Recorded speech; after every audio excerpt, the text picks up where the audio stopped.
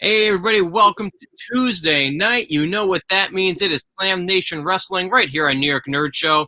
As always, I'm Lord All That apparently. I'm mixing them up together. Hashtag mouth marbles. How are you doing, Lord Cash? Lord Cash is doing pretty darn good. And I'm All That Cash, or All That Pat, whatever I was going to say.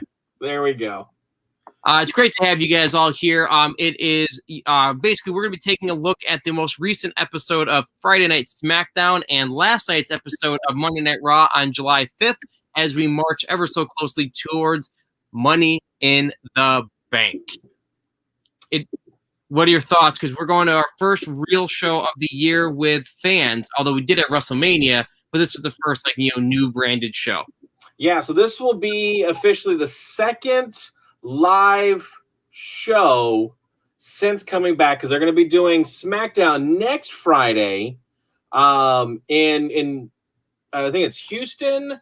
Let me check my signs here. Yeah, so they'll be in Houston on the 16th, and then of course they'll be in Fort Worth on Money in the Bank, and then Dallas on Raw the 19th.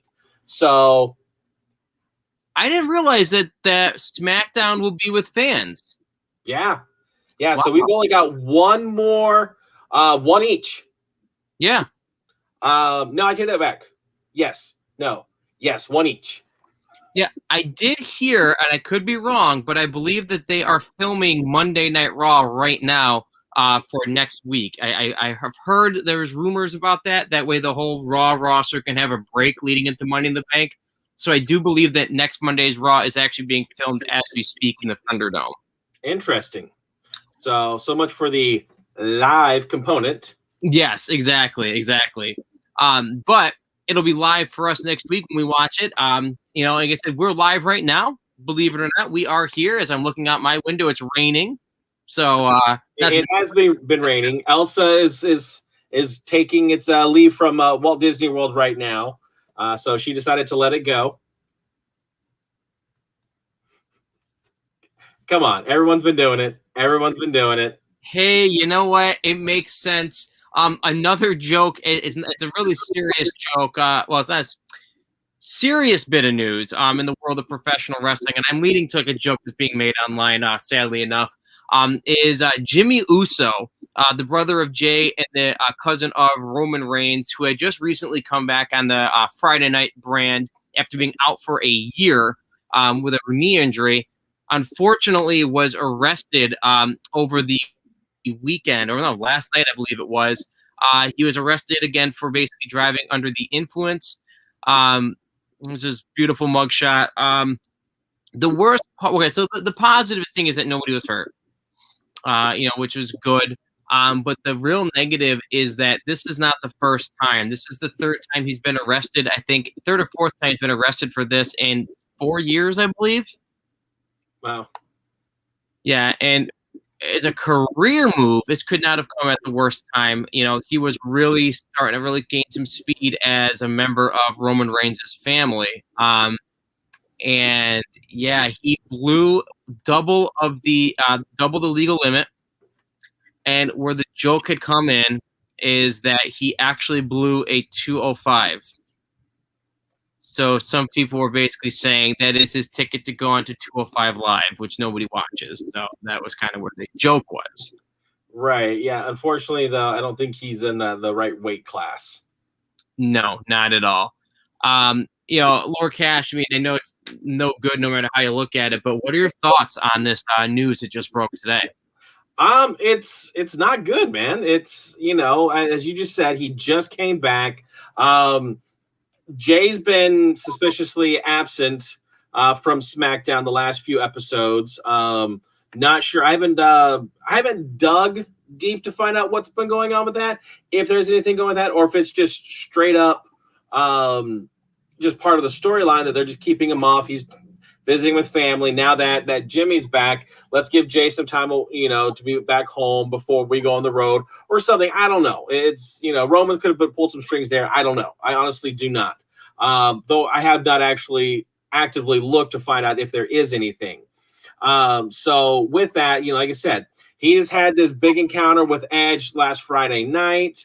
So there was possibly momentum there, moving his persona a little bit further along, depending on what was going to happen this Friday night, and then of course then moving on to the road. That's a big thing for them. But now he got arrested. I'm sure he's posted bail. He's out. I would imagine. And it's just got to be a big letdown for not only him but the whole family. You know, I have no idea. WYE did put some comments in the YouTube, but I'm not 100% sure what you mean, WYE. But if you want to make another comment, we can talk about. Oh yeah, I don't know. Anyway, so yeah, it's just unfortunate because not only is Jimmy Uso's decisions affecting him, it really is affecting his whole family, even in a professional sense. Because you got to expect they had something in plan for him and Jay as the tag team of the Usos. Again, his continued working with Edge and Roman, and perhaps even with his wife. He is married to Naomi over on the Raw brand. Right. So I don't know. I mean, it's not good news for anybody, but hopefully Jimmy Uso does get the help that he needs for sure. Right. Now, out of morbid curiosity, you said this was Monday night, or was this tied to the 4th of July on Sunday? Let's see. It says he was arrested 10:30 p.m. Last night. So this happened actually last night. Okay, so it wasn't directly related to, but could have had to maybe carry over. I don't know. I just a lot of people going out and partying on Sunday, and then getting pulled over or whatever. But yeah, no. Thankfully, no accidents were had. He didn't crash anybody. He probably just got pulled over for the little sidewinder down the freeway or something. And just hopefully they'll get him the help that he needs, and hopefully he'll be back. And I don't know. It's just, unfortunately, to say, it is what it is, and just hopefully the best comes out of it. Yeah, exactly. We'll have to see what happens there. But we did see what happened as far as the actual world of professional wrestling beyond that. And again, we'll talk about Jimmy Uso again during our SmackDown recap right now, because he did have a pretty substantial role in the main event scene. Yeah. But we did start our night, because the whole big thing was about Money in the Bank, by the way. There was a couple Money in the Bank qualifying matches and a surprise return, not by Edge, as you see here, because Edge did come out, to kind of start the night. What are you thinking right now? Again, Edge has made his comeback, again. You're an Edge head, through and through, Lord Cash. What are your thoughts about what he did on Friday night? I let my Edge hair down. Oh, there you go. I wish I had it. I would. Yeah, no, I'm really excited for what is around the corner. What's going to be happening on the 18th. I do think that this is going to be an excellent match, because what they did at WrestleMania with Daniel Bryan was good, was great. But I think with Roman and Edge as the veteran, and Roman is by no means a up and comer newbie on the block. He has definitely been around for a good 10 years now. He's been the Universal Champion for over 300 days right now. By no means, he doesn't quote unquote need the help. Right. But again, any words of wisdom that a veteran like this, if you're in that squared circle with anybody that's got more experience than you listen to them, you take their advice. And I just think that's only going to make Roman that much better, that much greater, and is going to solidify himself as that head of the table. Even if he loses the belt, he is still the head of the table. He is the face of SmackDown right now.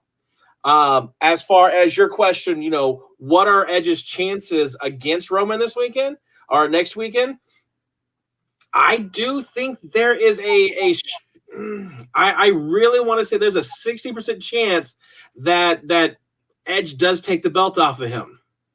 That's surprising. I mean, it's interesting that, like, again, we know that Jimmy he's out of the picture for one way or another. The way that SmackDown ended with him putting the crossface with the bar basically in his mouth, it almost was playing into the fact that Edge was eliminating all the people at Roman's table anyway to make it a more fair one-on-one match. Right. And I think Money in the Bank will see that regardless. So, he does have a hell of a chance as far as just he's not going to have outside interference. Right. Because my thing is, if Edge does not win, Edge has to hit the bricks. Yeah. There is no reason for him to stick around. But don't forget that Seth Rollins is peeking his nose into this, as even happened on SmackDown. He was kind of a little irritated that he's not in the picture and that he's going to have to face Cesaro, I believe, again, they mentioned. So you might see an interaction between maybe Seth is going to cause Edge his title shot leading to them going into SummerSlam. Because I don't see Roman dropping the belt yet. I just don't. I mean, you have to have that dream match with Rock at WrestleMania. I mean, my thought. True. Yeah, I don't know. It's just, I guess it ultimately depends on what are their, not necessarily what are the plans with Roman, what are their plans with Edge? Right. What makes sense if he doesn't win the belt? Why is he sticking around? Okay, are we going to have that Edge and Seth Rollins match at SummerSlam? What exactly? Why would he be sticking around? So that's where I have to look at as far as at least a little bit of the storyline is if he loses, what's next for Edge? I can see that potentially they may do. I don't know if they're going to do maybe Roman and Seth versus Edge and Cesaro, a little tag team for this coming Friday. That would be cool. Basically taking the two opponents and as they like to do in fashion and merge those two matches together in a tag team right before you go into the pay-per-view. So whether that's this week or if they do a little bit more seat planting for the following week, but I don't know. We got that Money in the Bank briefcase. We've got the draft coming after SummerSlam. Lots of options for sure. But that was just like the tip of the iceberg on SmackDown. Like as I mentioned, we did have a couple qualifying matches. We did have a couple tag team matches as well. Basically continuing Baron Corbin's crash, so to speak, from the Royal Highness, the Kingdom. He continues his depressed aspect as he tag teamed with Apollo Crews to take on Shinsuke Nakamura and Big E. A pretty good match. It was pretty silly where at the end of the match with the distraction where Rick Boogs basically called out that basically Baron Corbin's car was getting towed. Will the owner of a white SUV license plate, you suck, please get your vehicle. It's being towed right now. Wasn't it silly though? It wasn't you suck. I was all kidding aside, but It was something like good to be king or something. It was like King C Corbin or like B Corbin or something like that. Yeah. Yeah. And it was basically King Corbin's name. Yeah. It's just like, it was kind of stupid. But I guess there's some storyline continuing with this. At least the mid card, I don't feel like that anybody's lost in the shuffle. Right. It's repetitive, but Apollo Crews is continuing to at least be featured as an Intercontinental Champion. I can remember when he first won it just before WrestleMania last year. We all predicted that Big E was getting the belt back. Yeah. Still doesn't happen, and I'm hoping that Big E is going to go on to bigger and better things with Money in the Bank around the corner. But yeah, what are your thoughts though in reality about all four of these guys? But I guess in particular, Baron Corbin, where are they going with this? I think I'm wondering if they're going to take him down, hit him rock bottom, take him the lowest of the lows, and rebrand him with something new, something different, giving him a new characteristic, new persona to roll with. And if by taking him and just sweeping out everything underneath him, they give him a new character. Do you think they would, dare I say it, put him in a good guy role as like this lovable, down on his luck, character, and the fans start getting behind him? He's never been a face that I can remember. Yeah, I'm like, there's the possible, anything's possible. It's just how well can he deliver that of having a face, and if it's like maybe. Who knows if maybe he might get taken under the wing of Chad Gable. You're down on your luck. You need the Alpha Academy to help raise your spirits. You have reached rock bottom. Let me help you. Look what I've done to Otis. Now he is a monster, a killing machine. I can do that for you. Enroll today in Alpha Academy and see what I can do for you. No, you're right. That would I would have never thought about that, completely honest with you. But that would make sense because Alpha Academy has definitely done pretty well. I got some other thoughts. Maybe, just maybe. What you got? Maybe he could go to Nikki Cross, now Nikki Ash, and maybe she'll cheer him up. We can have a new Captain Corbin. That would be fantastic. I don't know. It's if he went to face route, then yes, teaming with possibly Nikki, and maybe doing a Corbin Ash or something like that, a Baron Ash, Bear Ash. Bear Ash. Well, and I'm kind of glad, but almost I'm like, you almost had it there. But again, I think maybe with Baron Corbin, they would do the superhero in training. Yeah, exactly, like the Hurricane Rosie back in the day.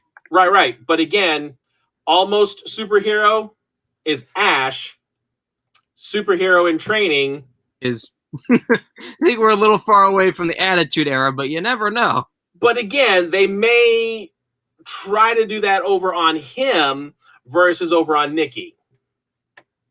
So, but if they still stay with the heel aspect, definitely Alpha Academy is knocking on the door, has open enrollment. See what happens. Right, and they said we'll see you a little bit later that once again Otis just completely annihilates. We'll talk about that in a little bit. Up next, the women's division on SmackDown does continue to, I can't say evolve, it just continues to kind of truck along as Bianca Belair continues her never-ending feud with Bayley. I'm ready for this one to move on personally. There's a big stakes that got added into this particular feud last night, or Friday night. What are your thoughts overall on what they talked about on Friday Night SmackDown as far as the stakes being raised? I think it's interesting. So it is now a I Quit match. I don't know if Bayley is going to be leaving now. It's only an I Quit. I mean, like words. So if Bayley says I quit, then there's the remarks that she may leave WWE altogether. Right, and that's not likely to happen. I can't imagine her contract's up or anything of that nature, but we've had surprises before. I mean, right. I'm just curious, what would they do if Bayley does lose? She's not going to quit. She's just like, oh, I said I could. I never said I would. Right. So, because even they kind of touched that a little bit on Talking Smack, where they kind of was like, does that mean you're leaving? If you lose, are you going to walk out the door? And she's like, it's like if I lost, I could or I should, but it doesn't mean I'm going to. It's kind of what they alluded to. So if Bayley doesn't win, I don't foresee her leaving. Right. She's got too much of a good thing going on. This heel persona that she's got is money. I think. So, and especially when they're getting ready to go right on the road, I can't, yeah, there's no reason for it. But as far as, is Bayley going to win? I don't know. I think a lot depends on, well, even the Raw women's, picture we've talked about a lot. Like, I think we're both in agreement that whoever wins the Money in the Bank is probably going to successfully cash in on whatever champion that they want. I don't think there's going to be a failure. So it's feasible that they beat Bayley after she upsets Bianca, or she beats Rhea or Ripley, whatever. So I just think depends on like how it's going to play out. Might depend heavily on the Money in the Bank match as well. Now that means that the title of the pay-per-view would have to happen and take place first. Correct. Yeah. So in regards to like, Royal Rumble, I know that one year that they held it like first or the second to the last match, and it just did not set well with people. Yeah. Because I'm like, that's the title of the pay-per-view. Right. Do you think this the same thing is, they're going to happen? Because I'm trying to think of in the past of how they've done Money in the Bank actual matches. Typically, and anybody watching, correct if we're wrong, put it in the comments for sure. But I believe that since there's 2 Money in the Bank matches, there's almost always been 2 Money in the Bank matches, because even prior to the women having it, there used to be a Raw and a SmackDown one. Right. So typically they start the show with one of them. Yeah. Just like on the Royal Rumble, very similarly, they do typically start with one of them. So no, I think what's going to happen is if the Rumble the women's Money in the Bank starts, I think you have a really good chance of that winner successfully cashing in that night. Right. And ultimately, I think it depends on who walks out with the briefcase. Yeah. Will determine who gets cashed in on. Yeah. Just because, if Nikki Cross wins, I don't see her, cashing in on Bianca Belair. But I could totally see her cashing in on Bayley.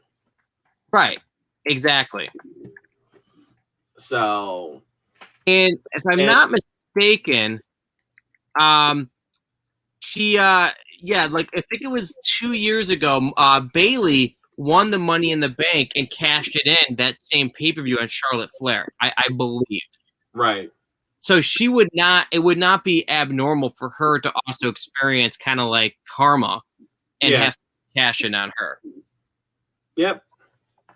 So, but we'll have to see, and as the women's field continues to play out, I'm actually going to talk about the next one that kind of ties into this. First is the women's Money in the Bank field.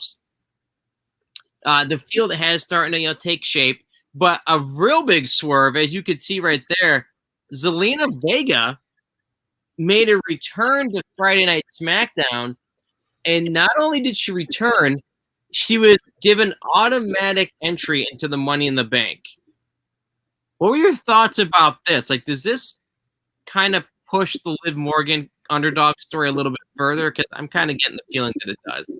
Right. Well, and again, I think they're going to do it one more time, like this Friday, and then possibly Liv take on all 3 of them in a fatal 4-way or some sort of thing. And it's like, if you can win, then you'll have the 4th spot. And she's going to be the only SmackDown woman to actually qualify for the actual women's Money in the Bank, where the other 3 are just going to give automatic entrance right on in. Right. That's what it kind of seems like, and I don't know.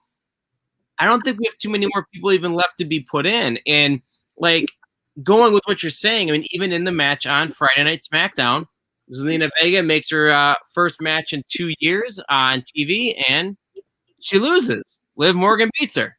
Yeah. Well, and she beat Carmella last week. Yeah. Yeah, no, she's like you kind of alluded to a second ago. She's beating everybody that's qualifying. Yeah. I can see like if Maurice came back, boom, automatically entered in. Right.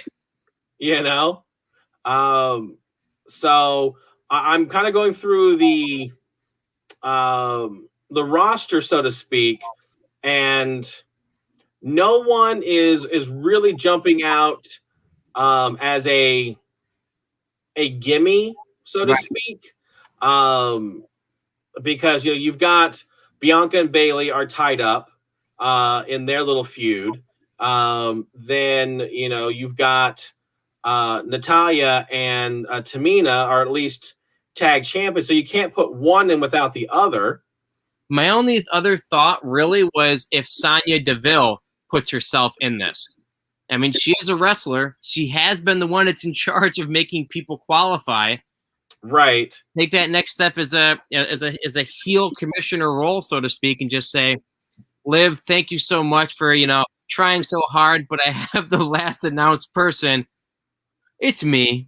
I think that would really put Liv Morgan over the edge, and you could save Liv Morgan as a character that is going to chase whoever the champion is. It's a think no matter what, the fans are really going to be behind Liv Morgan, one way or another. But that could be a way to avoid the possible clashing of the fans that are more than likely are going to be behind Nikki and Liv.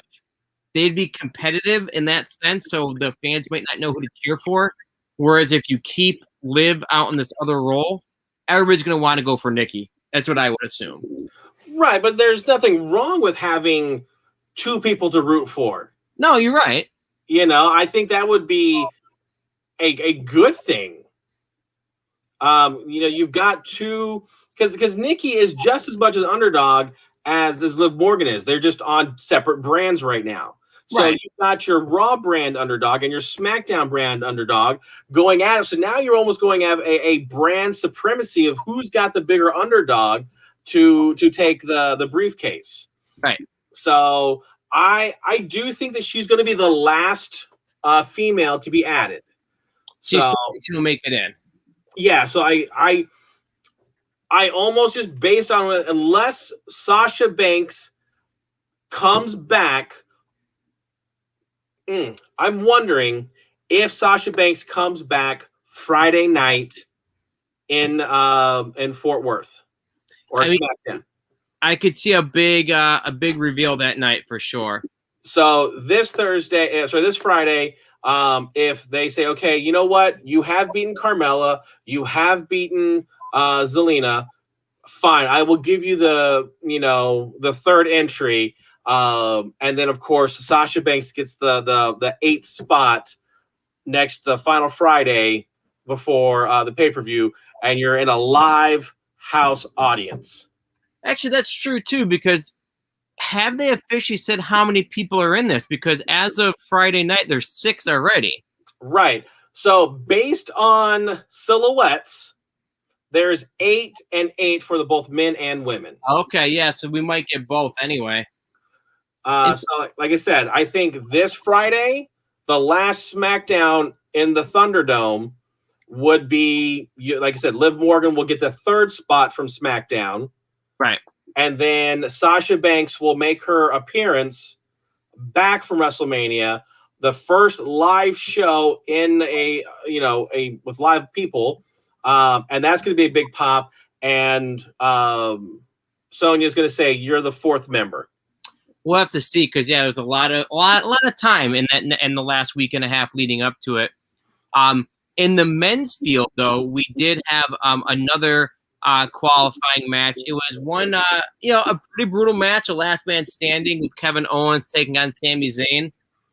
I was very disappointed in this match. I love Kevin Owens. I love Sami Zayn. I'm over them competing right now. They have literally fought the last month every single week in some form or capacity. It feels like. On top of that, they've been wrestling in pay-per-views for the past, since WrestleMania. Yeah. That bump that Kevin Owens did onto the 2 tables was brilliant. It was a beautiful, execution there. But I'm done. I need that.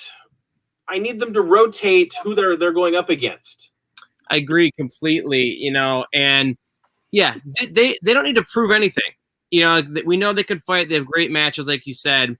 But God, I really wanted Sami Zayn to win and get in the Money in the Bank because, you know, Kevin Owens has already been world champion. Right. And my hope was that at first it really seemed like the Money in the Bank for the men's was finishing up to be like every member in this was going to be a non-champion, making it really seem exciting for whoever was going to win. But now we have two people that are former champions.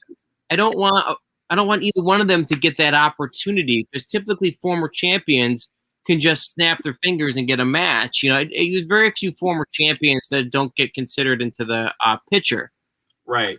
So yeah, Sami Zayn would have been a great pick to be in this match. But you know, Kevin Owens is in there again. I mean, do we need him going up in Roman Reigns one more time? No, we really don't.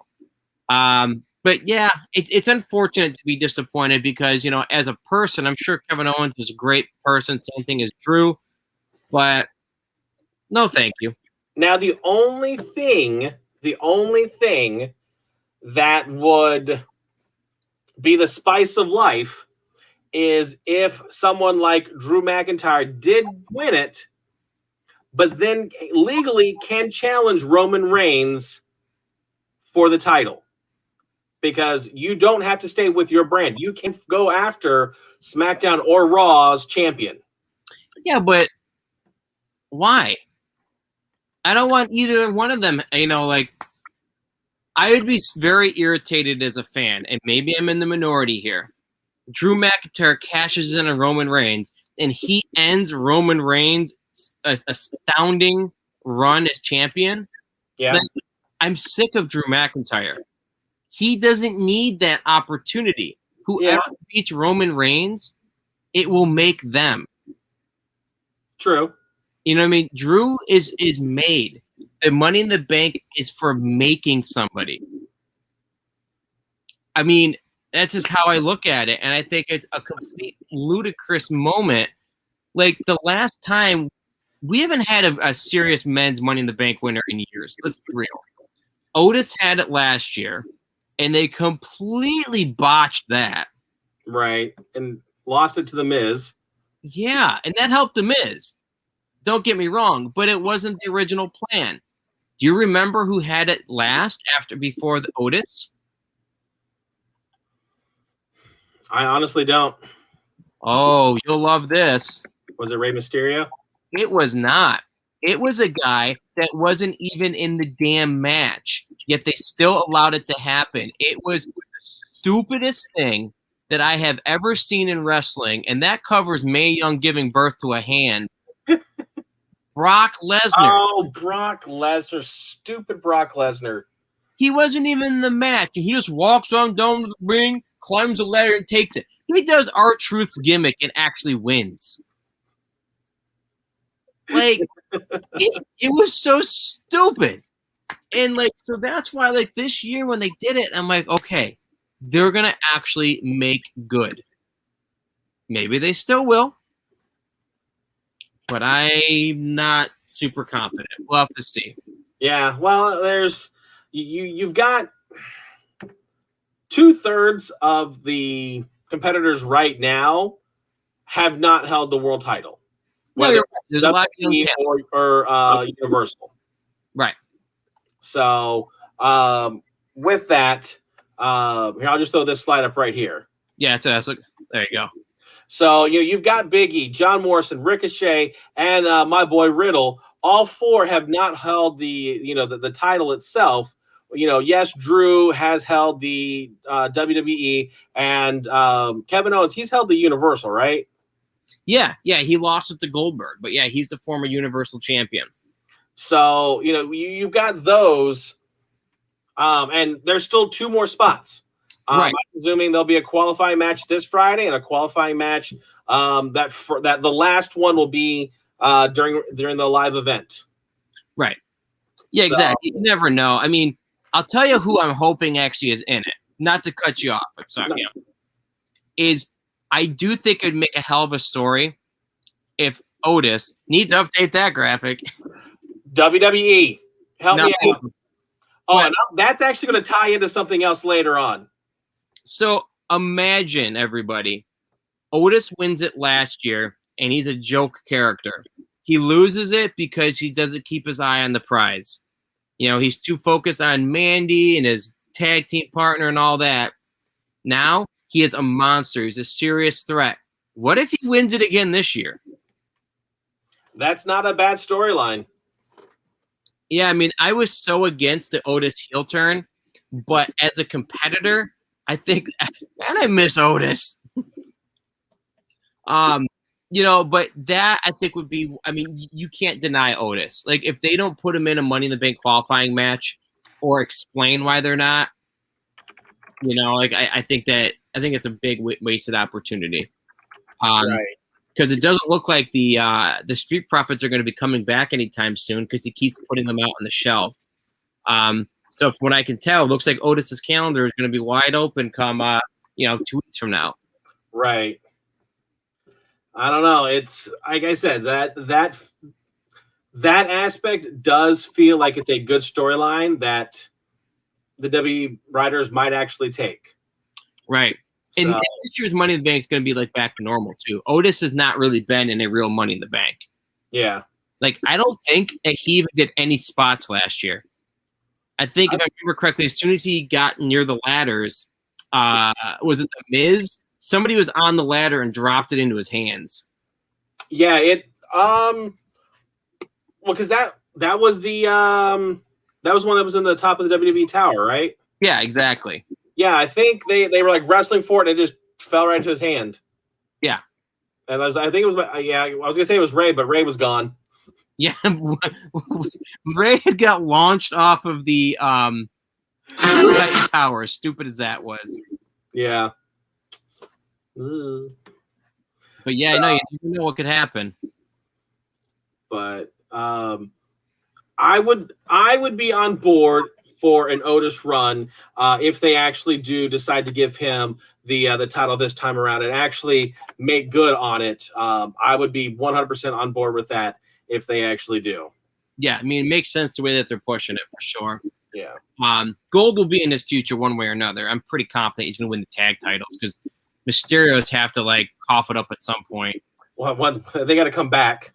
Yeah, exactly. Which I'm wondering what they're doing with that because again, they've been off of TV for the past month or so, and it's like you've got to be able to compete at some point. But I know that they are quote unquote injured, so I don't know. Right. We talked about it earlier about SmackDown as well. Basically ended with Jimmy Uso kind of getting left out in the ring by himself. Hoping that Heyman or Ray or Roman would come out and help him, but Roman Reigns wasn't even in the arena that night. But yeah, Jimmy Uso tried to kind of like stand up to Edge, and Edge wasn't having it. He just came out and really just decimated him. Just choked him out with with basically a version of the crippler crossface, more or less, and using a steel bar, and just really establishing his dominance. Because obviously, as you saw the picture, Jimmy had some shots, but when it was all said and done, Edge was standing tall at the end. Right. Roman just came out and just decimated him. Wait, I mean Edge. Yes, that's what I meant to say. No, it's not. Did I miss Roman Reigns this week? Yeah, he was in a John Cena costume. You can't see him. Exactly. So, and it just they got the whole little bar thing that that he did, and that was just crazy. Yeah, and we alluded to this earlier with obviously Jimmy Uso getting arrested for real on a Monday night. It almost works in a terrible way, but they wrote him out ahead of time in the storyline, so that way, even if WWE doesn't acknowledge it at all, okay, it's bottom line is all they got to say is that and your cousin got annihilated by Edge. Done. He's already caught up. Yeah, that's one way they've at least built the backstory. Unfortunately. But yeah, it just he got beat up by Edge, and it's like, okay, now he's going to be gone for however long, forever maybe. Right, exactly. So we'll have to see what happens on Friday Night SmackDown this upcoming Friday in just 3 days. But now, as we move forward to the Raw brand, they had some pretty hot shows over the last 2 weeks, but they kind of, in my opinion, they kind of slid back down. There's like the Riddle show. Riddle continues to impress, but not so much on the rest of the show. And some of it was so bad, they left it on the cutting room floor. Yeah, there was 4 matches. Now, as I was going through and writing up my list, I've got them right here of like all the matches and everything. I was like, okay, this one's going to be on the cutting room floor. This one's going to be on the cutting room floor. I got 3 out of 4 correct. Or let me rephrase that. The 3 that I selected were correct. There was one other one, which I'm actually kind of surprised that this happened. So real quick, I'll just going to talk about these real quick. You had, this one surprised me. The John Morrison Ricochet done. Even though they opened up with them on the Miz TV and they're kind of talking about it, it ended up on the cutting room floor. Yeah. This one, I figured, Mustafa Ali and Mansoor, that ended up on the cutting room floor very easily. The tag team between Elias and Cedric Alexander versus R-Truth and Jackson Riker, which ended up turning out to be a 2-on-1 because R-Truth was chasing his baby. Which again, it's nice that it's that they've brought the 24/7 back to, at least if nothing else, if it's USA TV, at least it's being circulated through that. So Right. you actually are seeing it. But unfortunately, nothing happened and it just got whisked away real quick. Now, remember how you told me to, I need to update my images? Yeah. This last match, still, after this long, I still don't have new images for them. Yeah. Mace and T-Bar still have their masks on WWE website. You look under superstars for Mace and T-Bar, that is exactly what they look like. And I keep going back going, do they have an updated? Do they have an updated? I checked this one. I checked Otis. I checked everybody. And it is still that same graphic that they're using. So WWE, what's going on? It also kind of shows like how much faith and like are they actually pushing these people that they're not even updating their look on their website. So that's just ridiculous. So those were the 4 matches out of 10 spots, if you will, because there was one of them of the 6 wasn't a match. It was kind of a spot. So well, as far as it being outdated on their website, I mean, Jackson Riker still has hair, which that was only about 3 weeks ago. But Jason Jordan, former American Alpha, former Kurt Angle's son, he's still listed on the Raw Superstar roster in ring gear. He retired 4 years ago. But I don't know if he still has a contract, so they're legally obligated to keep him listed there. Put him in a suit. I just think it's crazy that he's still on there in that sense. But I digress. It's just when you mention like how like some of these are so outdated, it's like yeah. Finally, they did give Omos a new look as far as having because he had the suit, but now he actually has like the tank top. I think they've updated both him and AJ to have the belt. Gotcha. So. But as we did talk about, Raw kicked off with the Miz TV, where they had all 4 of the Raw superstars, which I thought this was kind of amusing. You had Riddle, Ricochet, Drew McIntyre, and John Morrison. Mm-hmm. He was America's Most Wanted. America's Most Wanted. This segment was dripping with water jokes. It was so over the top. Don't be a splash hole. They were flowing from his mouth. I loved it. And then, of course, Riddle up at the top gets knocked down, hurts his ankle a little bit. But, yeah, I love what they're doing with the Money in the Bank as far as the men are concerned. Right. Yeah, I think it's fine. Ultimately, I complained a little bit about the most recent qualifiers being former champions. I guess all that matters is who walks out with it. We'll talk even more so as far as predictions after we have the full lineup. But yeah, I love Riddle's comment about being so high because he's definitely have a lot of accusations of enjoying recreational drug use. Right. No, I love his character is just, I don't know. I love it so much. And there's something that he does in his match later on with AJ that I died. I almost fell out of my chair as it happened. I was just like, yes, I am 100% on board with this. Right. So, but it was absolutely fantastic. I really do hope he wins the Money in the Bank. I don't foresee him winning it, but that would just be amazing if he did. Yeah, I don't think that he's quite ready now, only because of he's got the potential for this tag title run, with Randy. Yeah. Who's still missing. Wherever you are. Exactly. I loved it. I actually had this theory that I think the WWE will be throwing away merch money, so I don't think they're going to do it. But imagine if we find out that Orton has been really injured by Riddle, this whole time. Because if you remember, Riddle attacked him. Yeah, this whole time, and I think it's big swerve. Again, I think it's the bad thing to do because I think the fans like yourself are eating them up. But I just remember back in the day when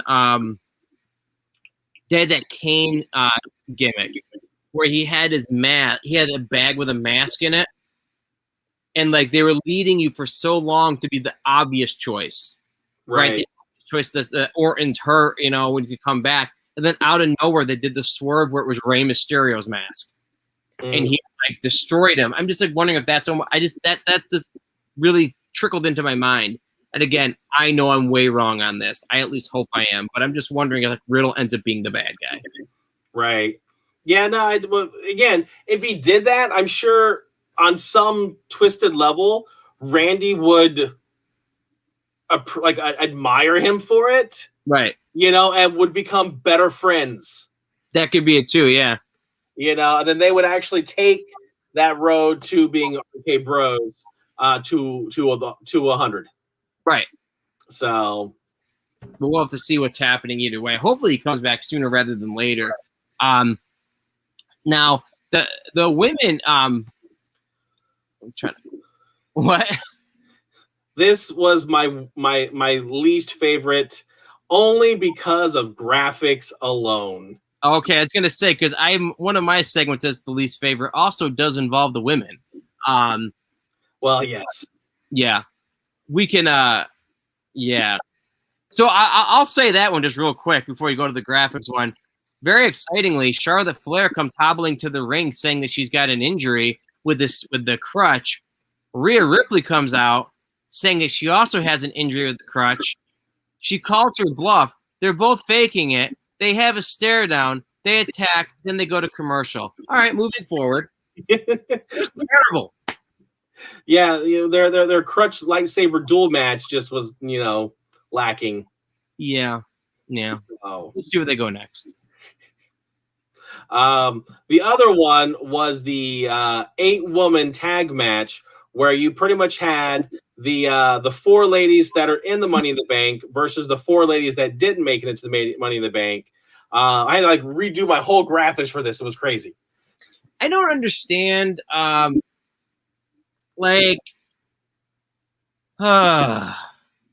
This wasn't bad. This wasn't a terrible match by any stretch, but so Alexa Bliss, who's been this evil demon woman for the better part of 8 months, now has new theme music. Yep. I'm wondering what's going on with Bray Wyatt in all reality, because she had Bray Wyatt's theme song this whole time, which I thought was kind of a weird mix. But secondly, I'll pause right there so you can see it. What was the point of pushing Nikki Cross only to get pinned by Nia Jax? Regardless. to show that, even superheroes have their weaknesses. Maybe. Yes, perhaps. But you kind of almost had to have someone had to win, and last week, as you pointed out, Asuka got pinned. No, she did, and I think that basically because those 4 women are not involved in the Money in the Bank match, that keeps them looking strong as well. Nobody looked bad. Nobody looked bad at all by taking the loss. And like you said, it does make Nikki continue to look like she's not like the superhero yet. Right. She's still building to it. Because, obviously Alexa's not going to get pinned because she's barely wrestling right now. No, exactly. And then, Naomi, she could have taken the loss, but someone had to. So I'm not unhappy that Nikki took the loss. I think the greater story point is the fact that, and I'm going to back myself away from my microphone as I say this, but the more important thing is the fact that the winner of the match was Eva Marie. Yeah, I mean, she's definitely so Eva Marie is doing her job, right? She got in the ring quite a few times, actually. I was surprised. She's still playing the gimmick of being like the heel that takes responsibility for everything else. Dewdrop it's such a dumb name. But anyway, the match was fine. I think that it was actually impressive because it did show that the roster actually has more wrestlers on it than I thought. Right. Because there was basically, you had 8 in that match. Flair and Ripley makes 10.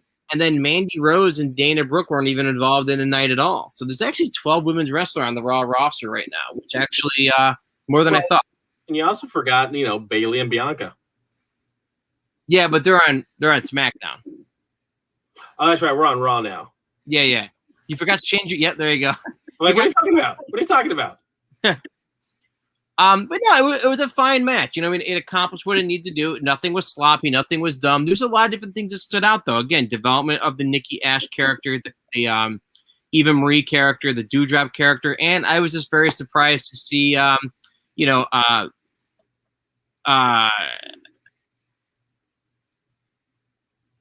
sorry, went out the brain, went out the door. Evil Woman. Alexa Bliss had new theme music, you know what I mean? But still had Lily on the screen, so maybe she's not gone yet. I don't know. Do you know what's weird? Is you said Evil Woman, I was like, Vicky Guerrero? Yeah, right? That was the first name that popped in my brain. She wrestled on AEW last week, but that's an aside. Yeah, I know. Okay, hey. Speaking of a surprising re-debut, not really, but did have the meeting of former 3MB bandmates. I do like that they mentioned it. They actually referred to it a couple times. Yep. You could almost debate that Drew McIntyre lost because of the referencing. Because when he did the 1, 2, 3 for the thing, he did it. He did like the 3M band guitar thing. Oh, really? Yeah. They kind of gave Jinder a chance to. I don't think it was in the 1, 2, 3, but it was just before that. Like he did his DDT, and then he did that little guitar shake.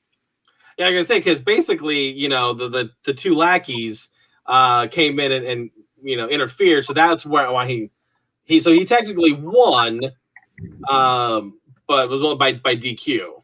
Right. So yeah, it's nice that that they're at least acknowledging these stables that these wrestlers have been a part of throughout the years, and it's not just a this is the first time they've been in the ring together. I mean, they've been in the ring together. It's just kind of, but this first time they're actually fighting against each other. Maybe something of that caliber. I've got to say that goes into this is the last 2 weeks at least, maybe 3. Drew McIntyre has been doing these promos backstage before. And he's really starting to get like Cena. Where Cena used to have these impassioned promos where like he really could connect to the audience, and then he started doing like really stupid comedy ones. He started before the match talking about how his sword was something to do with the Loch Ness Monster, and I'm just like, it hurt my head, Lord Cash. I'm like, what is he talking about? But I understand why he did that. Oh, do you? Yes. Please enlighten me. I will tell you why.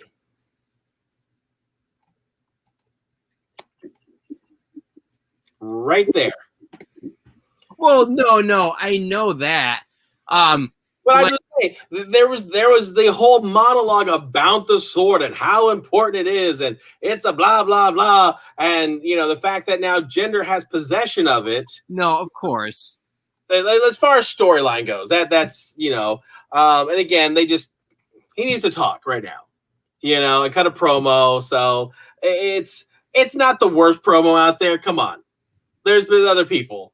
It's like suffer and succotash when Roman Reigns said that one week about that. It just no. I understood what the promo's purpose was as far as like talk about I was in this family for many years, but it was just kind of like the Loch Ness Monster and all that. I'm like, really? Like it just I don't know. That was kind of. It's silly. Also that he's just you can't take him serious. This is all bunch of BS. No, because we all know Nessie is not his friend. Come on, he's definitely hanging out with Riddle. Yes, with jokes. I'm not as quick as you were on last night's show, Lord Cash. But yeah, it was silliness. But yeah, I wonder like it's gonna be silly too. But like, how is Jinder Mahal gonna like sneak that around to like backstage segments and everything? The thing is like 10 feet long.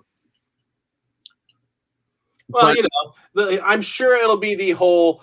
He'll hold it behind his back, and then the other two guys will be kind of standing next to him. So it'll be the width of them, right? Hiding it behind their backs, and they'll walk down, just sideways across the screen. Or he'll just go out and just be like, "Get out of my way!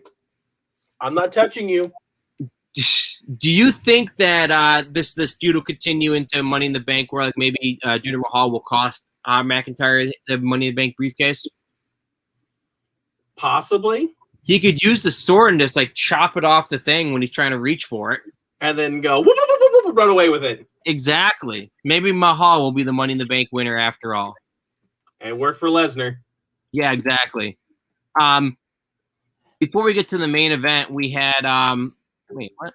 Oh no, that was main event. Never mind. Then we also had another match, very good match actually. Riddle versus AJ Styles. Riddle was selling the his foot injury from earlier night very well. He definitely was committed to it, but sometimes you have wrestlers that kind of forget they're injured. And right. This, by the way, is probably your favorite moment of the match. Riddle, yeah, channeling. Are you going to Karate Kid me? Are you seriously going to Karate Kid point? I loved it. The fact that he actually took the crane kick to the shoulder face, whatever. When that happened, I almost fell out of my chair. So I'm like, the fact that when he's like, "Are you seriously going to do this?" But then the fact that he actually hits it. Well, in the announcers too, like they really sold it. They really like. That's the one thing about the Thunderdome era, is that because the lower volume and the higher mics, like the wrestlers are able to sell things verbally, and so are the announcers. Because they all made that stand out as a moment that we're going to be talking about in the future. And AJ just like talking it out, like really, then gets slapped in the face by his foot. I know, I loved it, but love the match. It was really good, back and forth, lots of good opportunities. For either guy to win. That was a good sweep of the leg, by the way, by Omos. I just thought that was a great. You had two Karate Kid references. Yeah. But nobody got put in the body bag, though. That is true. So what were your thoughts on this match? This looks like he's being tickled. Yeah, it does. I'm sorry, what was the question? No, I was saying, what were your thoughts about basically the Viking Raiders reminding everybody that they are the number one contenders and costing AJ the match? I'm gonna be honest with you. I didn't even remember that until you just said it right there. I know that they've had because again the backstage stuff where Omos had the big turkey leg. Like that is in my forehead. As far as this, I totally forgot that they were number one contenders. Because they haven't done anything really, right? So now because I know they've got the matches next week, where it's a one-on-one match between the two, or between each of them. So I'm just curious how that's actually going to play out with the actual Money in the Bank. If next week they're going to have that match, but then they're going to do something else. Yeah, because the Viking Raiders earned the number one contendership to the tag title match on June 8th.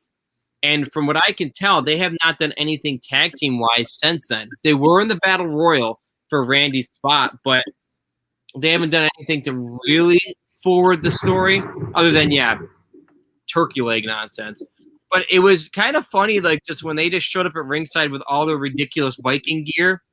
They look like two like random guys at like a Halloween college party. Like it looked very strange and out of place to me. But they're not going to win the belts. They're not going to beat Omos and AJ. At least what I would guess. They're waiting for that title change until RK Pro. But I hope that the match is solid at Money in the Bank. I mean, I'm sure it will be because all those guys can go for sure. But yeah, just with you, I did forget about it as well. But once they showed up at ringside, I was like, oh, okay.